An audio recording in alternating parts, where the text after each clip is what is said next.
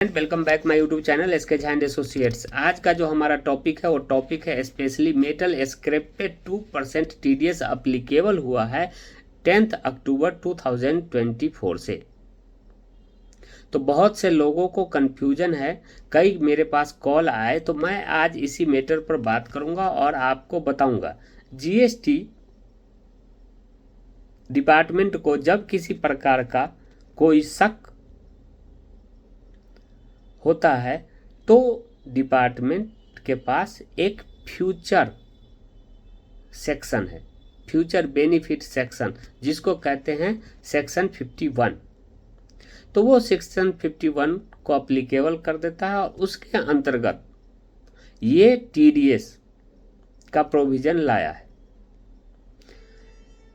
तो इस प्रोविजन के अकॉर्डिंग गुड्स सप्लाई पर 2% टीडीएस काट के पेमेंट करने होंगे,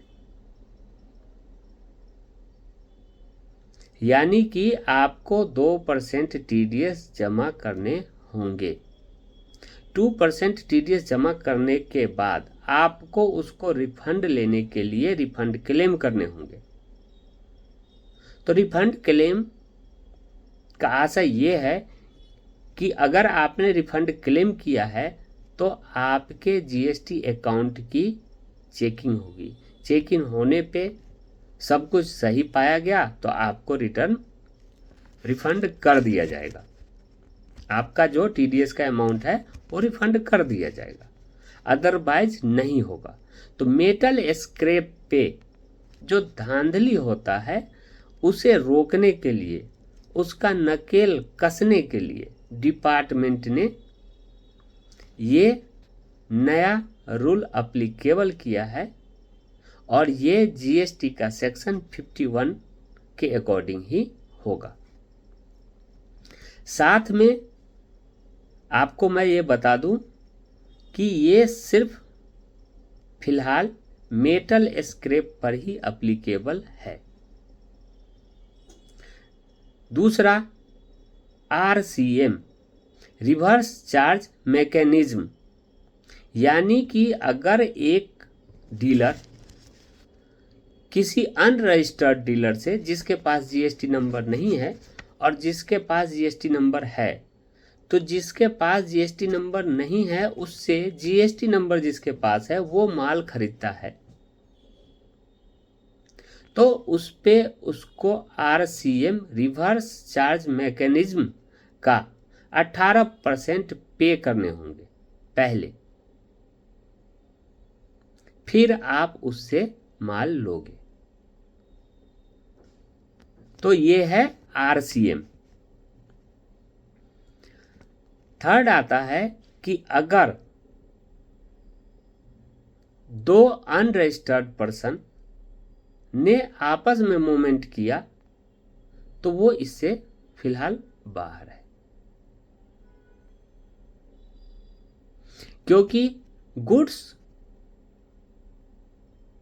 सर्विसेज में, गुड्स सप्लाई में जीएसटी अप्लीकेबल होता है। जीएसटी रजिस्ट्रेशन उसको जरूरी होता है जो व्यक्ति 40 लाख का टर्नओवर करता है, उसको जीएसटी अप्लीकेबल होता है। और सर्विसेज प्रोवाइड करने वाले, जो सर्विस प्रोवाइड करते हैं, उन व्यक्ति को 20 लाख रुपए यानी कि 20 लाख रुपीस का टर्नओवर होना चाहिए, फिर जीएसटी अप्लीकेबल होता है। 20 लाख रुपए का जिनका टर्नओवर होगा वही जीएसटी अप्लाई करेंगे। उनके लिए जरूरी होगा सर्विसेज में 20 लाख और गुड्स मूवमेंट वाले में 40 लाख। ये लिमिट दिया हुआ है गवर्नमेंट का। तो अगर आप उस दायरे में नहीं आते, आपका रजिस्ट्रेशन नहीं है, आप 40 लाख से नीचे का बिजनेस है आपका, तो उस व्यक्ति से रजिस्टर्ड डीलर अगर माल खरीदता है तो वहां पर आरसीएम अप्लीकेबल होगा। आपको एडवांस में पेमेंट करने होंगे। हालांकि वो पेमेंट आपका जब आप रिटर्न फाइल करोगे तो उससे डिडक्ट हो जाएगा, यानी कि ये समझो कि एडवांस में आपने पैसे दे दिया और फिर इधर सेल आउट किया, फिर वो पैसे आपको जेब में आ जाएंगे। तो आरसीएम में ये है। और टीडीएस का मैंने आपको बता ही दिया कि टीडीएस में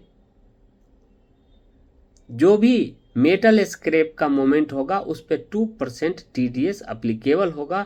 वो टीडीएस आपको 10 तारीख तक जमा करने होंगे। 10 तारीख तक आपने अगर जमा नहीं किया तो per day late fee 100 rupees applicable होता है और मैक्सिमम 5000 तक होगा। हालांकि इसमें और क्या होगा अभी तो सिर्फ नोटिफिकेशन है, इसको रूल में कहाँ ऐड किया जाएगा ये सब सारी बातें आगे फ्यूचर में होंगी। और साथ में आपको बता देता हूँ कि ये टीडीएस के लिए अलग से जीएसटी नंबर आपको लेना होगा और GSTR-7 फाइल करना होगा। ये है नया मेटल स्क्रैप पे 2% टीडीएस का कानून। Okay, thank you.